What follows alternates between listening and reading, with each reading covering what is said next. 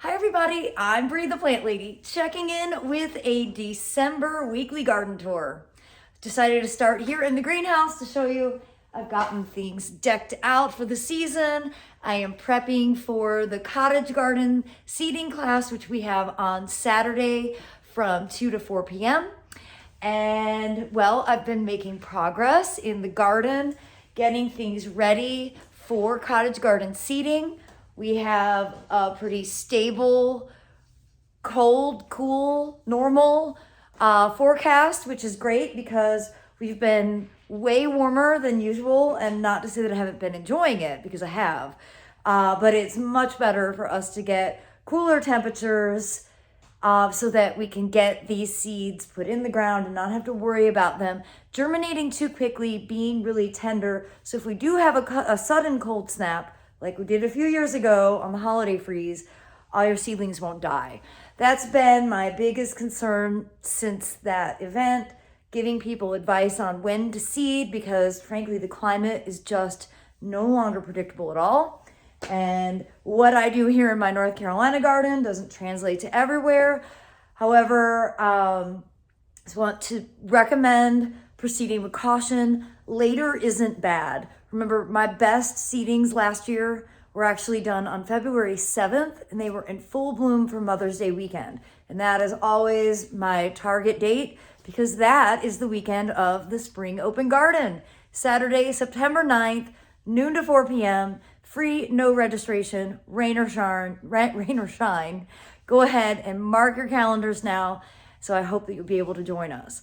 But let me go ahead and walk outside and show you how everything's looking since we've had several substantial freezes. Most of the leaves have fallen, and it definitely looks really boring outside in my garden. Well, the patio plantings are doing well. I've just watered everything. I accidentally let them get a bit dry, which is why they look a little droopy. Anxiously awaiting some broccoli to harvest. There is some broccoli coming here, so hopefully that will head up and come to fruition. I've got these pots nicely planted. Hopefully you watched that video. And then I have just gone ahead and put out 2 yards of veggie mix in this bed. I didn't sleep well last night, so I decided I needed to get off the computer and do some actual garden work.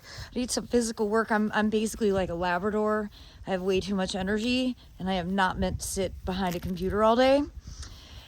So you can see that bed is ideal. It's really thick. This bed I ran out, but I didn't run out because I have another bag. You just go ahead and back up. It's over there. I just have to haul it, and that's no problem because, like I said, I have energy, but I'm gonna save that for tomorrow.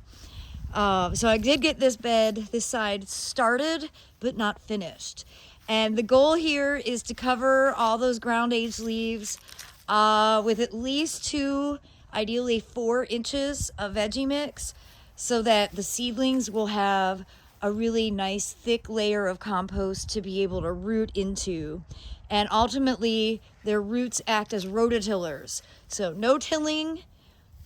I'm just layering organic matter so that in the long haul, these beds turn into the kind of soil that I grew up with in the Midwest, and not pure sand, which is what the native soil here is. Well, look at that sycamore, still holding on to its leaves. They got a little crispy, but they haven't fallen yet. And you could see, though, we did finally get like a proper hard freeze. So ginger is pretty well nipped back. I'm not going to cut it because it has lots of viable new shoots, and if I expose those, it might actually die down might not perennialize. This has been perennial for me, so I'm just going to leave this. Ideally, it would be in a slightly more protected area, but I'm going to see how it does here. This is definitely the time of year for evergreens to shine, conifers and broadleaf. So, gardenias have become my favorite thing in the world because the deer don't eat them. Mahonia is doing really nicely. Hollies, of course, the cryptomerias are great. I'm going to actually do some hard cutbacks on my magnolias and use the foliage for holiday decorations, but I'm going to wait a little while longer on that. And you can see this bed has an amazing amount of campion, which is perennial, already well established in here. And I was looking in here and I'm seeing larkspur, which is excellent. And lots of other little seedlings coming up, but they don't have true leaves, so I'm not sure what everything is. So it's kind of leaving this be. The cats are doing their thing, digging stuff up. It drives me crazy. And I was all excited about using my own celery for Thanksgiving. There's the celery. That is what the deer have done to my celery. So this bed I was also planning to use for demonstrations in the class, and you know, I will if it's not raining. But if it's raining, I'm just going to keep everything concentrated really close to the greenhouse so people don't freeze. It has a lot of weeds, so I'm not going to go through these right now because I'm going to make a weed ID video. But there's more bad than good in here. Just let me put that out there plain as day to all of you, so that none of you feel bad about your own state of affairs in your garden. We have way more winter weeds here in North Carolina than we have summer weeds, and you can pick them and new ones will grow. So my recommendation always, though, try and get them when they're small. Like, this really is the perfect stage. They're easy to pull out. The less soil disturbance you do, the better. And this is a mix of all kinds of bad stuff. So I'll go ahead and make specifically a video identifying all the stuff that I recommend ripping out, because that's not going to make your life happy. As I walk up front, now's a good time to see all your oak seedlings, which I have a million of, growing usually out of the base of other plants. So got to get on that.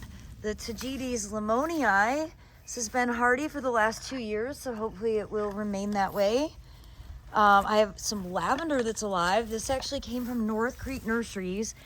They gave it to me as a test to see, you know, if I could keep it alive here in North Carolina. And it's been in the ground about 4 years, and it's actually looking really good. This is the driest place in my garden. I will admit it is impossible to keep watered, which is why lavender is doing well.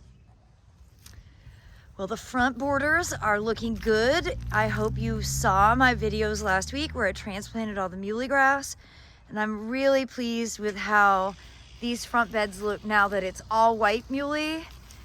I did leave pink muhly over here on this side. And if you didn't watch my video, I broke Dennis's bench. Well, I didn't break it. It broke. I sat on it and it broke, and I did capture it on video. So that's too bad, but that's what happens when you use natural materials. So, you know, they do rot, return to the earth. But I did get this pot completely filled with tulips, so I think that'll look good. But of course, I'm gonna have to protect it from the deer once the tulips start to grow. And speaking of muhly grass, here they are, all those pink muhleys. And some are looking very off color, but they actually were off color when I dug them up. So just keeping everything watered. We got a little rain overnight, not significant, but I'm just gonna keep everything as it is and just gonna sort of gauge and see how everything looks. This may not be the year for me to burn these down, though it brings me an incredible amount of joy burning them down. I do really hope that this transplant will take. I'd hate to have wasted all of these beautiful grasses. And I have this bed prepped and ready. Again, if it's raining, I may not end up doing this for the class just because there isn't anywhere to stand with cover. And the bed prep for here isn't really all that significant. I wasn't actually gonna do anything. I was just gonna toss seed in. Yeah. So we'll see. I have plenty of areas to do demonstrations in, but definitely weather plays a role in the ideal locations. Well, I never did get around to doing anything to this foundation bed, but I did do the window box, took out all the tender succulents and filled it with cut greenery and some okra. And I see the deer have been here because they're ripping out some of the magnolia. It's okay, let's pop it back in. But I think that makes it look a bit more intentional. It's a pretty easy thing you can do if you want to really holiday it up. You can add some, you know, bulbs or something.